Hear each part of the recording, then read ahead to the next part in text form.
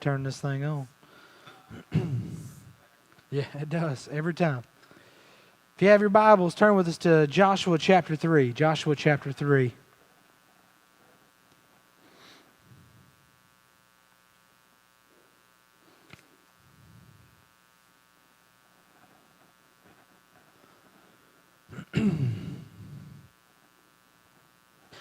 Last week we talked about Rahab and her role in sheltering the spies and taking care of them in their time of that short visit.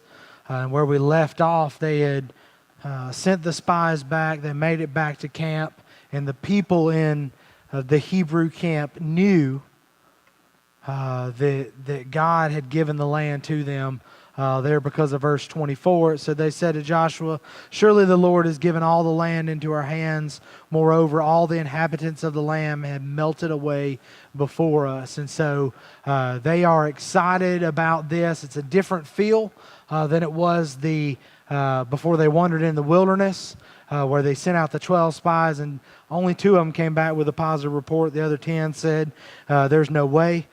This time, there's 2 guys that come back with a report, and the people are looking and going, hey, God's doing something.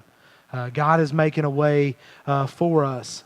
Before we dig into chapter 3, I started listening to a book off of a recommendation from Brian Knoll about the book of Joshua from Max Lucado, and he pointed out something. And I wanted to kind of get y'all's thoughts on that before we dig too far in. What do you think the promised land is for us? Okay. Anybody else got any other thoughts? All right. The only thing about that is, what are some things that happen in the promised land? I've always looked at it as, hey, if we're going to the promised land, and there's songs that kind of point us to that Canaan land, some of them hymns from old, but Max Lucado brought out a point, and this thought of maybe the promised land is not heaven itself, but could possibly be our time as a believer on earth before we enter into that. And the reason I say that is because if we look at some of the things that they had to do in the promised land, God was giving them that land, but they still had to fight those battles. There was still conquering that had to happen in that land. And so it's just food for thought. It's something that I'm kind of digesting through as I kind of look at this. But there's a potential that the promised land, things that we're walking into and through, because our belief, my belief, is that those that had a relationship with God, that followed through with that, would find eternity with Him. But in the promised land, they had to fight some battles. God had given it to them. It was their inheritance from Him. And so typically we lean towards, like Brother James said, that the promised land is heaven. And so we long for that. We look towards that, and we desire that. But for them, the promised land was a place that they were going to be staying until they were called home. Maybe the same is for us. And I give you that thought, I give you that idea, something to wrestle with, because oftentimes we look at this world and all we see is the troubles. All we see are the giants. All we see are the inhabitants of the land, and we don't see what God has already given us, that we get to dwell in now, the things that we get to walk through now with Him. It doesn't mean that everything's easy. The promised land was not all easy as they walked into it. No, because we're going to read here in a little bit about the people groups that they are going to overcome. They're walking across the Jordan River in this chapter and headed towards Jericho, where they've got to defeat a city.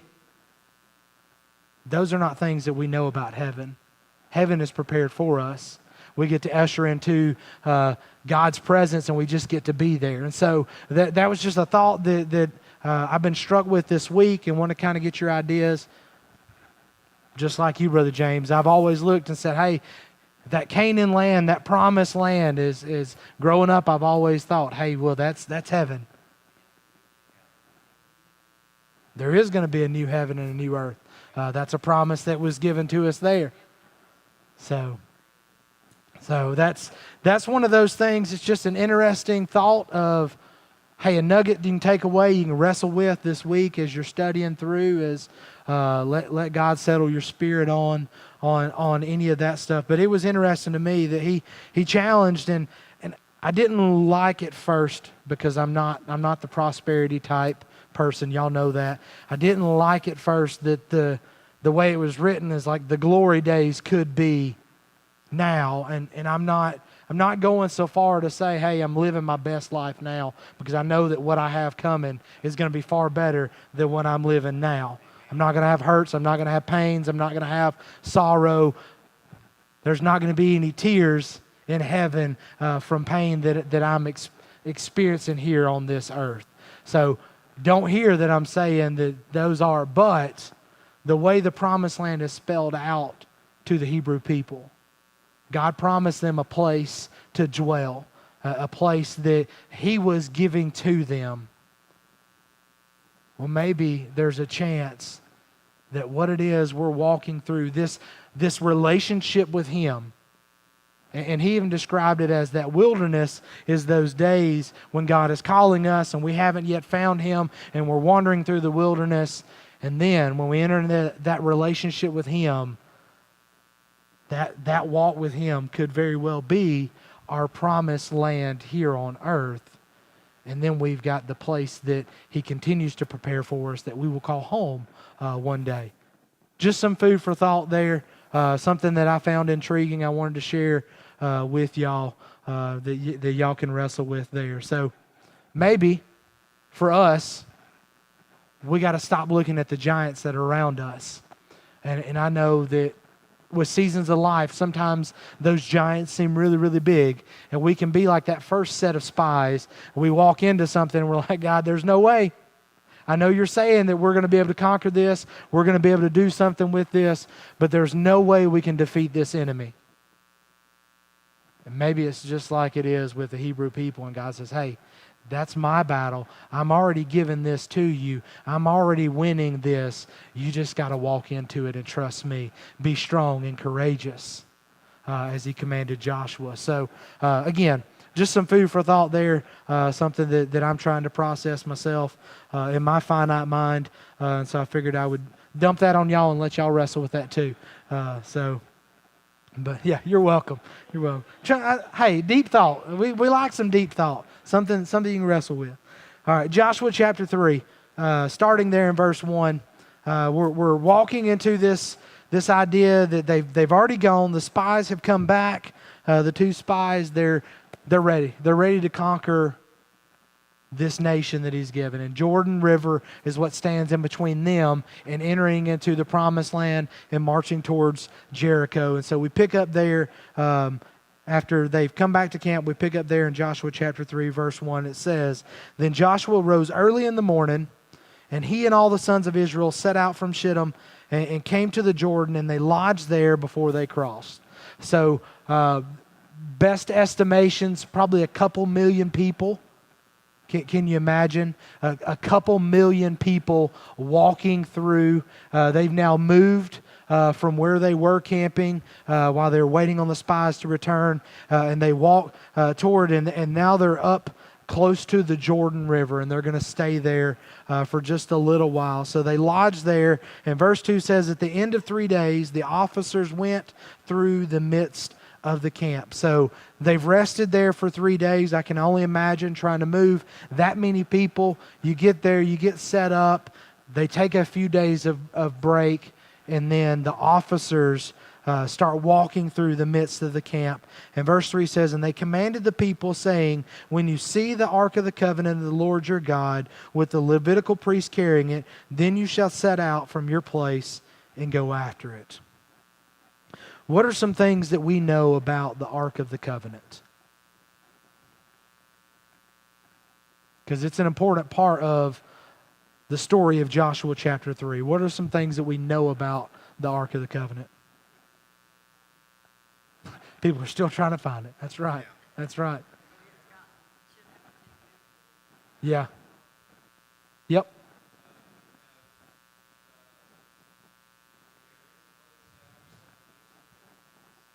Yeah. Yeah. It had some contents there. What did it represent? Yes. All right. The Ark of the Covenant, wherever it went, was a symbol that God's presence was there. And it was supposed to be cared for in that manner. It was supposed to be held in that type of respect that wherever it went, that was the presence of God in that place. And yes, there are contents inside of it. Supposed to be the Ten Commandments, supposed to be a budded staff. There are things there. It had an intricate design that God had spelled out when He told them to build that, as well as the tabernacle. And so it had all of those elements to it. There were only certain people that could be around it. And if God told you not to touch it, you weren't supposed to touch it, because the people that did would end up dying immediately, because that happens in Scripture. But it was supposed to be the presence of God. That's what it represented, was the presence of God as it's going through there. And I wanted to ask that question because I want us to, every time we see the Ark of the Covenant, that's what we have in our mind, that where this thing goes, that's where God is in that moment. And that's going to be important to our story as we move forward. But He told the people, He said, when you see it, when you see the Ark of the Covenant of the Lord your God with the Levitical priests carrying it, so the priests of the tribe of Levi are the ones that are supposed to be carrying it because they go through all these cleansing rituals. They're held to a higher standard according to all of that God had laid out in the Levitical law and all those things there. But He said, when you see the Ark of the Covenant, He said, then you shall set out from your place and go after it. The command that they were given is when you see the presence of God move, you follow it. When you see the Ark of the Covenant move, that's when you are to go from the place that you're at, and you're supposed to go after it. You're supposed to follow the presence of the Lord. What a reminder for us today that wherever we see God moving, that's where we need to go.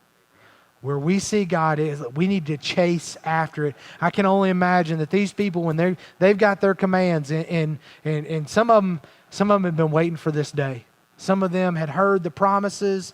God had promised this land. I imagine that some of them, when they saw that thing, they were ready to go. They're sitting there with their shoes on. Their sandals are strapped. And when they see that ark move, they're chasing after it. For us, that should be the way we are.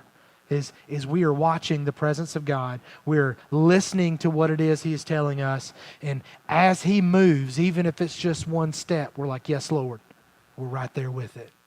We're following that step that He goes. And so for us, a great reminder is that as we see that presence of God move, we are supposed to go after it. We're supposed to follow Him just as the Hebrews did here, the nation of Israel, as they are commanded here. He said, when you see the Ark of the Covenant, set out from your place and go after it. Follow God in everything that we're doing. And that was a very important command in this. And we find out why in the next couple of verses there. It says, however, in verse 4, it says, however, there shall be between you and it a distance of about 2,000 cubits by measure. If you do the math, y'all know me, I've already done the math on this. It's about 1,000 yards. A cubit is roughly 18 inches. You double that, you get a yard. So it's roughly about 1,000 yards that they were told to stay away from the Ark of the Covenant. And so they told them there, he said, however, there shall be between you and it a distance of about 2,000 cubits by measure. Do not come near it, that you may know the way by which you shall go, for you have not passed this way before. I tell you what, the first time that God showed this verse to me, absolutely floored me. I don't know how many times I'd read it before, but when He looked and said, Josh, I need you to read the last part of that verse again.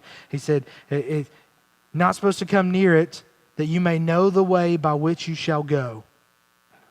There's enough distance in there that God's not throwing the people off. There's 1,000 yards of distance in between them. And it's like, hey, you need to watch that so that you know how to go. And this is the reason why he says, for you have not passed this way before.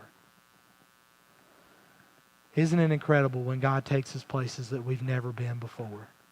Isn't it great when he takes you to that scripture, that verse? And I had a conversation last week about some of the verses in Joshua chapter 2 of where God just revealed something. It's not because it's the first time you've ever read it. It's not because you just had, he just shows you something. He's like, it's been here the whole time. Ain't it cool when God shows you, said, hey, look, I'm about to take you somewhere you've never been. I think that is his desire for the church even today, is to take us places that we've never been and to show us things that we've never seen and allow us to be his hands and his feet like never before. He said, I need you to stay back and watch where my presence goes so that you know where to go because I'm taking you somewhere that you've never been. If you're anything like me, you've gone a lot of places that are familiar. We end up doing that. We go to a lot of places that are familiar because that's what we know. That's what we know. That's what we're comfortable with. But I would challenge us and say there's times that God says, I don't need you to go with what you're comfortable with. I don't need you to go with what you've always known. What I need you to do is I need you to watch me because I'm about to take you somewhere you've never been before. I think that's his desire for Highland Baptist Church, is he's going to take us to places that we've never been before. Hey, guess what? I'm going there for the first time too. We're all going to go there together. We're going to hitch our wagons together and we're going to start a train and we're all going to go that direction together because I've not been there either. He's telling me the same thing. It's not just, hey, Josh, you're going to lead these people places you've been, but they've never been. No, he's looking and saying, Josh, I need you to follow me. He's saying, folks, I need you to follow me because we're about to go some places that we've never been before. I'm about to do some things that you've not seen. Maybe it's some things you've prayed for. Maybe it's some things that you've desired, but he's like, I am going to take you places that you've never been. I tell you what, that verse right there, just it excites me because it's one of those things that's all we got to do is watch him and follow where we're supposed to go. He's blazing that trail for us. He said, you stay back. Just watch. Just watch where I go. And I'm going to show you the way because this is a new place. This is a new thing that we're going to go into together. And so it's been probably 3 years since God really showed me that verse. And every time I think of Joshua chapter 3, I'm reminded of that. He said, Josh, if you'll follow me, he said, I'll take you places you've never been. I think that's a promise that he gives to each and every one of us. If we're willing to follow him, he's going to take us to places that we've never been. And that should be an exciting thing for each and every one of us. Knowing that God is about to lead us into something new, a new adventure. Doesn't matter how old you are, doesn't matter how old you feel tonight, God is looking and saying, hey, if you'll just follow me, I'm still going to keep showing you new things. I'm going to keep teaching you some new tricks. I'm going to keep showing you that there's other things out there that I still want you to discover. He said, keep the distance between you. Don't come near it, that you may know the way by which you shall go, for you have not passed this way before. There was new territory that God was going to be leading them to. Yeah, there were some spies that had gone and seen this area, but he was taking the whole nation. He said, now's the time. You got to follow me. I'm going to show you the path to get across the river. He said, then you keep following me, and I'm going to take you into the land that I promised you. I'm going to provide blessings for you like you can't imagine. They talked about how great that land was in Exodus the first time they went into to spy it out. They talked about all the fruit. They brought some of it back, and it was just incredible. I mean, they're like, hey, we've never seen anything like this. And God told the people here, he said, if you'll follow me, he said, I'm going to take you places that you've never been. And I really think it's places that we couldn't go on our own. I don't think it's places that I could take us to. I don't think it's places that the leadership of the church in their power could take us to. I think it's only places that God could show us the way to get to. But that's why we got to watch. That's why we got to watch His presence, and we got to follow that presence as we wander through this promised land that He has given us. Verse 5 says, Then Joshua said to the people, consecrate yourselves, for tomorrow the Lord will do wonders among you. He told the people to get ready. He knew that the Ark of the Covenant was going to go out. And he said, tomorrow the Lord is going to do wonders among you. So he said, today we need to get ready for what it is that God's going to do through us tomorrow. And every time I read that verse, I'm challenged that, you know what, today's lessons, today's devotions, today's scripture studies, today's time with the Lord may not just be for today. It may be Him preparing me for the work that He wants to do in me tomorrow. And so today, my time with Him is important because I got to consecrate myself. I got to make sure that I'm ready for whatever it is He's calling me to. It's a reminder for us to spend time with Him daily. How important that time is with Him, because in that is the preparation for what it is we're going to face. I think if I asked you, all of you would probably give me the same answer. Yes, I want to be used by God. Yes, I want to be able to have those conversations with people who are lost. I want to be able to talk to those family members. I want to be able to reach people in the community. I want to reach those loved ones. I want to grow in my relationship with God. We give all of those answers. That preparation starts today. I firmly believe what Joshua was telling the people there is that you've got to prepare today for what it is that God's going to do in and through you tomorrow. The same goes for the church today, for believers today, is we have to prepare today for what it is that God may want to do through us tomorrow or Friday or this weekend or next week or next month or next year. Everything that we're doing is preparation to be ready for God to use us down the line. So today, we consecrate ourselves. Today, we spend time with Him. Tomorrow, spend time with Him. Friday, spend time with Him, because you never know at what point in time He is going to use those moments to work through you. Joshua told the people, he said, consecrate yourselves, for tomorrow the Lord will do wonders among you. I think God wants to use y'all. I think He wants to use me. Not just to teach on Wednesday, not just to preach on Sunday, not just to be a part of a congregation in a local church. I think God really wants to use His people out among His creation. But that work starts today. It starts with us being prepared and ready for Him to use us whenever He opens that door. The consecration for them could have very well looked like what it did at Mount Sinai. They were told that they needed to wash their bodies, they needed to wash their clothes, and they needed to practice abstinence. Those were the things that they were supposed to do at Mount Sinai when they were to consecrate themselves there.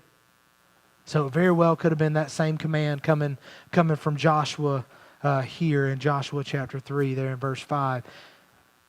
Whatever it was, the people knew. He didn't have to give them instruction. He didn't have to say, hey, well, you don't forget you got to do this. It's like I tell my kids, hey, you need to go take a shower. When you take a shower, you need to wash behind your ears. Make sure you actually use shampoo for your hair. I mean, we got to make sure we're using all of that. Don't forget your wash rag so you can use your soap. I mean, y'all may be looking and going, Josh, you really have to? Yes. Yes. There have been times I'm like, no, you didn't.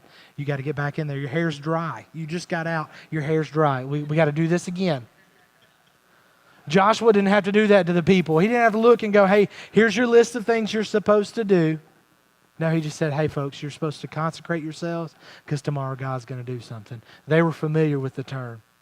They had been taught. They had been trained in those ways by Moses and his leadership. And Joshua just steps in and says, hey, we're doing the same things because we're getting ready for God to do something incredible in the life of this nation. He didn't have to spell it out. So maybe it was the same as it was for the people at Mount Sinai. I'm not sure. We're not given that. Commentators will tell you that's their best thoughts. They knew the work that they were supposed to do to be ready for what it was that God was going to do. When Joshua said, consecrate yourselves, they knew. And he said, do it because God wants to do wonders among you tomorrow. So today, we prepare ourselves so that God can do wonders among us tomorrow. Hey, guess what? We may prepare ourselves and He may do those later this evening. He may give you the opportunity to minister to somebody tonight on your way home. You may have to stop by the store and you get the opportunity to pray with someone or at least listen to someone. God may be preparing you for something later on today. Nonetheless, God is preparing us. If we will allow Him to do it, God is preparing us to do work. And He wants to do wonders among us. Not just in this building, but as we go, He wants to use us. And so we've got to be ready for that. Verse 6, it says, and Joshua spoke to the priests, saying, take up the Ark of the Covenant and cross over ahead of the people. So they took up the Ark of the Covenant and went ahead of the people. The movement's starting. Everything's starting to happen now. He's already told them, when you see the ark go, you got to get ready. Go from the place and you go after it. Chase after the ark. And so that's what's beginning to happen here. Verse 7 says, now the Lord said to Joshua, this day I will begin to exalt you in the sight of all Israel, that they may know that just as I have been with Moses, I will be with you. Joshua's leadership would be validated by God to the people by them crossing the Jordan River. It's going to be a very similar validation that Moses got at the Red Sea. It's going to be one of those things where, because hey, if you remember the story of Exodus, as they're walking through and the Roman chariots are now chasing behind them, those people are looking at Moses and going, you brought us out here to die, didn't you? We could have just died in Egypt and would have had graves there. No, now we're dying in the wilderness. And Moses said, just wait, God's about to do something. And so his leadership was validated as those people walked across the Red Sea on dry land, and then God closed that water to watch that Egyptian army just crumble behind them. As they all drowned there in the water, as they were safe from that. So they watched all of that as that happened. And so they began to see, okay, well, hey, maybe this really is the real deal because we've never seen somebody part water like this before. And guess what? They get to see it again. It's not going to be a staff in the air. It's not going to be any of that. It's going to be the presence of God walking out into it. But he looked at Joshua. God talked to Joshua and said, today I will begin to exalt you in the sight of all Israel, and they're going to know that just as I have been with Moses, I will be with you. He said, people are going to realize that I'm still in control and I'm using you to lead them. So Joshua's leadership's validated just as God had done it for Moses. He was doing it for Joshua here. Verse 8 says, you shall moreover command the priests who are carrying the Ark of the Covenant, saying, when you come to the edge of the waters of the Jordan, you shall stand still in the Jordan. Then Joshua said to the sons of Israel, come here and hear the words of the Lord your God. And so he told them, he said, hey, what you're supposed to do is that the priests are supposed to go that are carrying it. You come to the edge of the waters of the Jordan, and you stand still in the Jordan. God gave them directions. That's exactly what was supposed to happen. Verse 10 says, Joshua said, "By this you shall know that the living God is among you, and that he will assuredly dispossess from before you." Here's all the people groups that he's talking about. "Dispossess from before you the Canaanite, the Hittite, the Hivite, the Perizzite, the Girgashite, the Amorite, and the Jebusite." Said, "Behold, the ark of the covenant of the Lord of all the earth is crossing over ahead of you into the Jordan. Now then, take for yourselves 12 men from the tribes of Israel, one man for each tribe." That's going to be important as we get into chapter 4 in a couple of weeks. It says, "Now then, take for yourselves 12 men from the tribes of Israel, one man for each tribe." And verse 13 says, "It shall come about when the soles of the feet of the priests who carry the ark of the Lord of all the earth, rest in the waters of the Jordan, the waters of the Jordan will be cut off, and the waters which are flowing down from above will stand in one heap."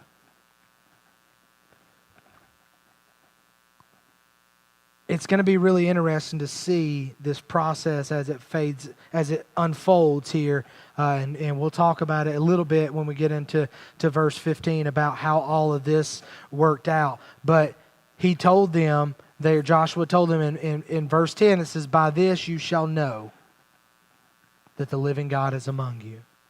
He said, hey, all of this stuff is about to happen, and you're going to know that this is God that is leading this. This is going to be a reminder. So far, they've been pretty well on board with Joshua's plan. We've not seen them gripe or complain. They reminded him at the end of chapter 1, remember, they repeated those words that God told Joshua. He said, hey, be strong and courageous. They said those same things back to him. At the end of chapter 2, they're looking and going, saying, hey, we're excited about going into this because there's fear in their hearts. They're not going to be able to defeat us. So they're ready for this movement, but Joshua still looks and says, hey, you're still going to know that God is in control because of what's about to happen. And he told the priests, he said, you get to the edge of the water and you stand still. I was reading commentary stuff earlier today about some of this, and they're in the ancient Near East, there was a common trial by water because they believe in a lot of gods, and so they were like, hey, you know what? We can do a trial, and we can use water. So if they thought that somebody was guilty, what they would do is they'd take the person and they'd throw them in the river.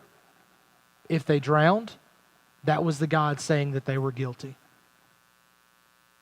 If they didn't drown, then that was the God saying that they were innocent.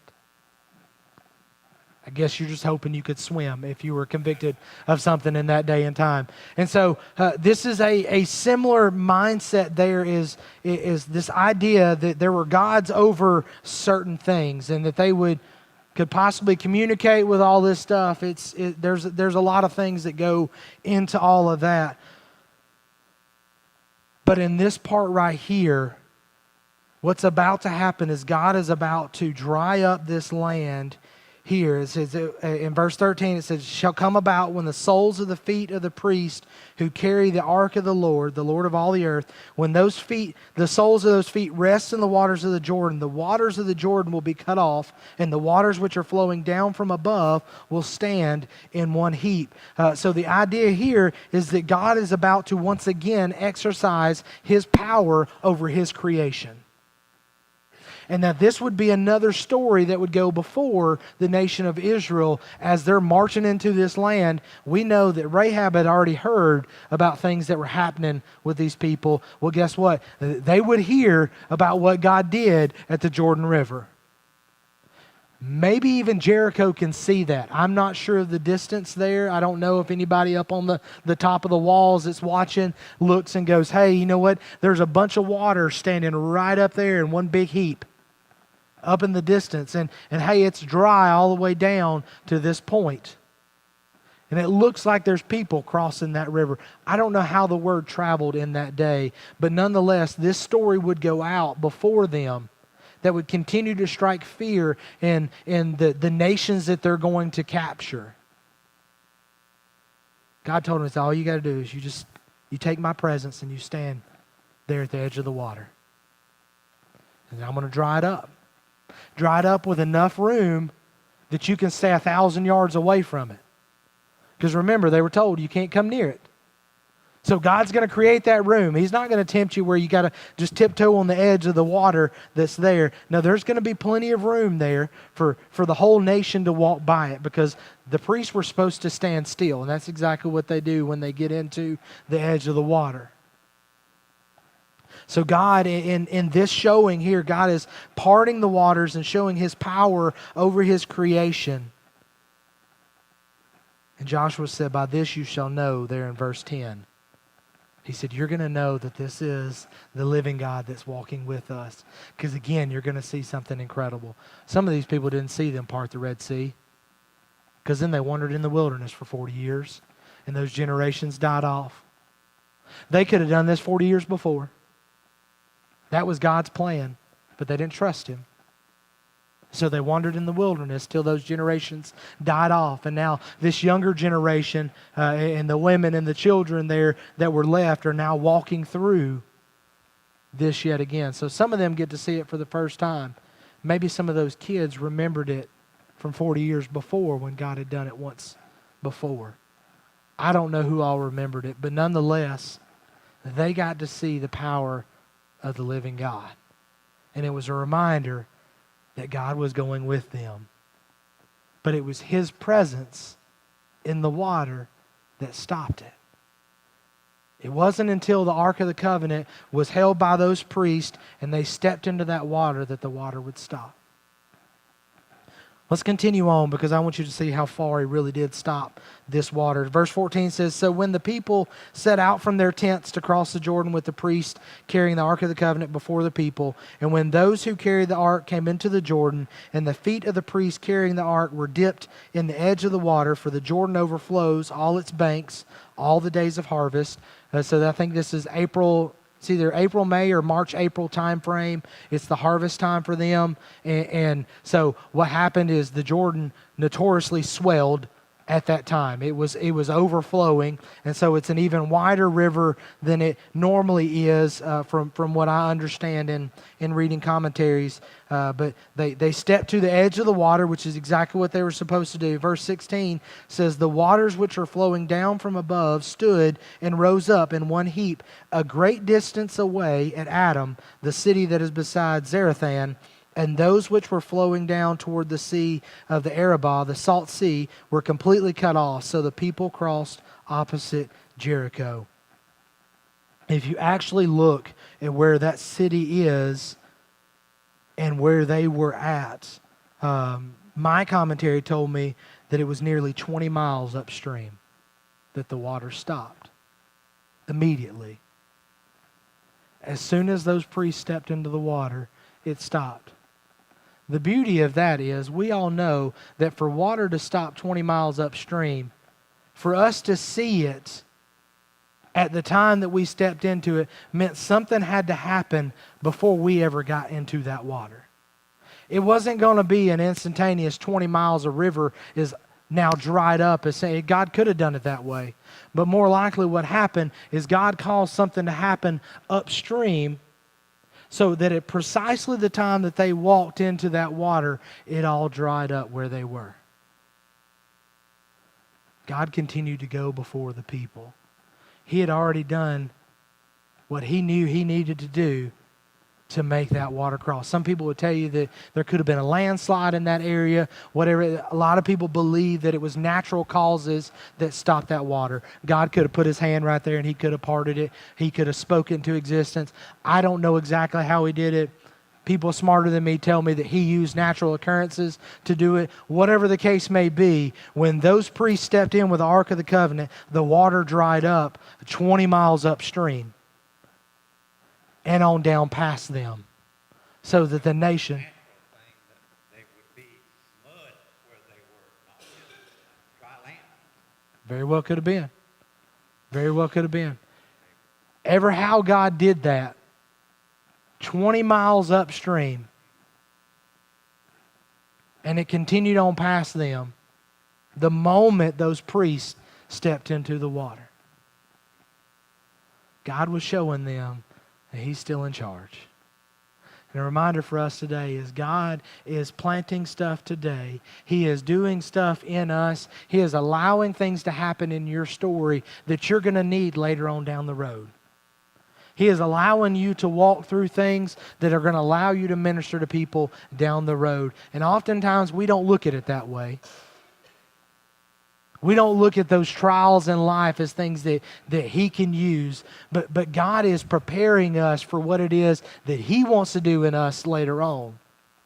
Sometimes that's through trials. Sometimes that's through people that are coming into our pathway. Sometimes that's different things that are happening. God doesn't explain it all to me. He just makes it happen. Just like He did with that river.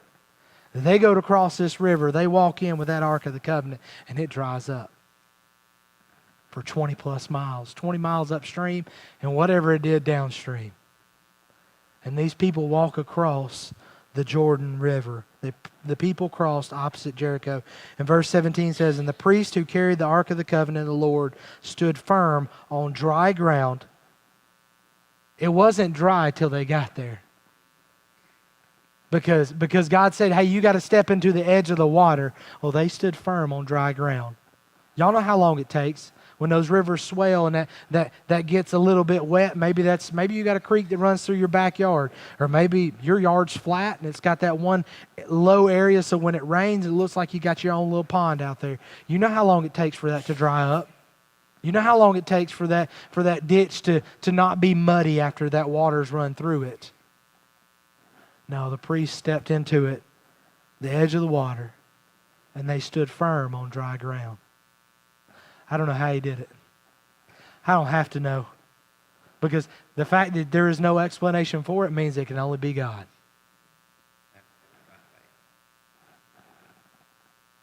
They had to have their faith that what God said He was going to do is exactly what He was going to do. It's the same thing with us. There's a lot of times we can't explain it. All we can say is it was God. It was God. I'm okay with that. I like that explanation. Matter of fact, that's my favorite explanation. When God does something, hey, it was Him. Maybe He used a doctor to get there, but God calls that miracle.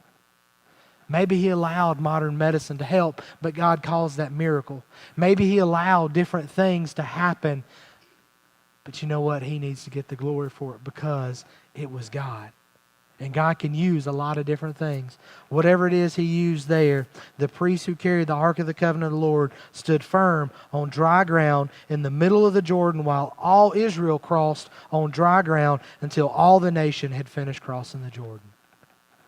Those priests carried that ark out. They stood on dry ground, and the nation of Israel crossed yet again a body of water on dry ground because God was going before them. He was showing them the way. His presence stood in the middle of that river, and they were just told to follow it. So they got across, and then the Ark of the Covenant is going to go across. In chapter 4, we'll continue that story, but we're not going to get into that tonight. And it'll bring back that verse 12 that Joshua talked about there. But the challenge for us tonight is we need to be ready for what it is that God wants to do in and through us. But that preparation is individual. Yes, we'll meet together, we're going to grow together, we're going to learn together, we're going to worship together, and that's going to fill our cups. Some. But if we really want to be able to pour out from what God's doing, then it takes each and every one of us doing our individual part, spending time with Him, because I really believe that God is looking and saying, Highland Baptist Church, I want to take you somewhere that you've never been before, but it's going to take every one of us being prepared for whatever that is. It's going to take every one of us consecrating ourselves, getting ready, preparing each and every day so that when God says, hey, my presence is going, all you got to do is follow me, that we're ready to do that. We got to watch where the Lord moves and be willing to follow that. And He's going to take us places that we can only dream about. He's going to fulfill promises. He's going to show us things that we cannot fathom as a church body. I told the staff, one of the things I want them to do is I want them to dream. I want them to dream about what Highland Baptist Church can be. I said, I'm not limiting it to anything that you may actually think you'll see. I want you to dream about what it can be. And what dream is God laying on your heart? What dream is God laying on your heart for your church? What is God showing you the potential for this place? And I'm not talking about the building. We can do a lot of things to the building. I'm talking about the people. What is God laying on your heart that the people of Highland Baptist Church can accomplish? And I'm not just saying we're adding a Bible study. I'm not talking about just adding a second service. I'm not talking about building a fellowship space or anything. I'm talking about actually dreaming. To look and go, hey, God, what do you want to do? I think everybody in this room has some desires of what you'd like to see happen at church. But when was the last time you asked God, hey, God, help me to dream about what your church can be? And then we put our feet into motion as we say, hey, I believe that the Spirit of the Lord is going this way. Let's follow Him. No telling where God can take us. No telling what God can do through us.